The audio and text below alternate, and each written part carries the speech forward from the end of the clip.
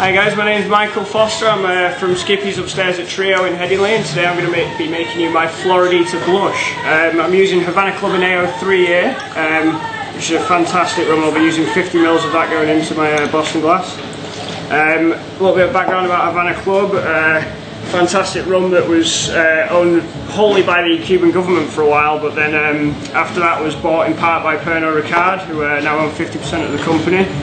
And it's gone from strength to strength across Europe ever since. Secondly to this, I'm going to add 20ml of Germain Elderflower Liqueur, which is a fantastic liqueur from France, the only one in the world that's made from real elderflower. Great believer in this product, works really well. What I'm essentially aiming to do today is make a twist on a Hemingway daiquiri. To some extent, I've stuck to the true recipe by, rather than using artificial sweeteners, sugars, I'm going to use liqueurs and things like that, which is the way Hemingway would have wanted it himself, being a diabetic. Following that, to kind of complement the Germain to some extent, I'm also going to use some grapefruit bitters, approximately 3 drops of that going in there. And then afterwards, I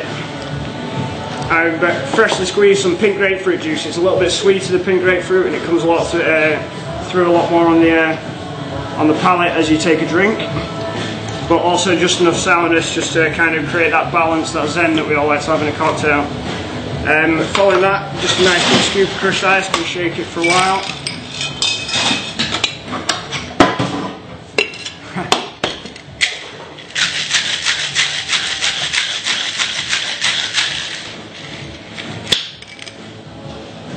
The Hemingway daiquiri, in my opinion, is sort of it's the epitome of a cocktail. The daiquiri itself, perfectly well balanced, works very well.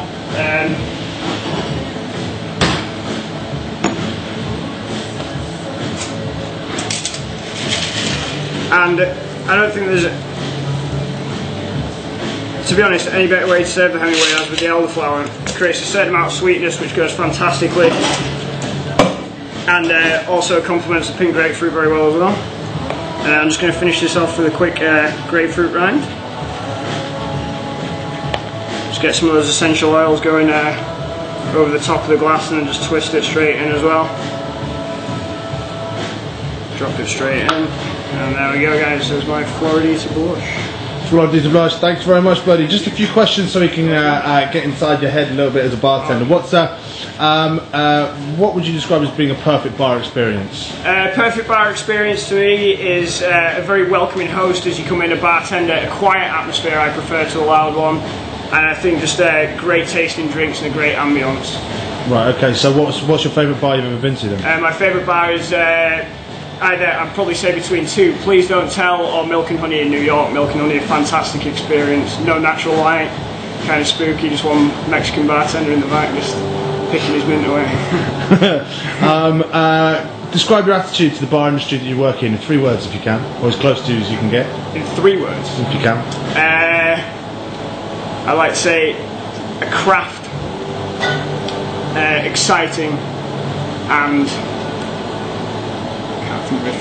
drunk. Yeah, drunk. Probably. Okay, fine. So who do you draw inspiration from? For old school bartenders, Jerry Thomas for one, I think is absolutely fantastic. Harry of Harry's Bar and all the descendants going up ever since. I was very lucky to meet one of them.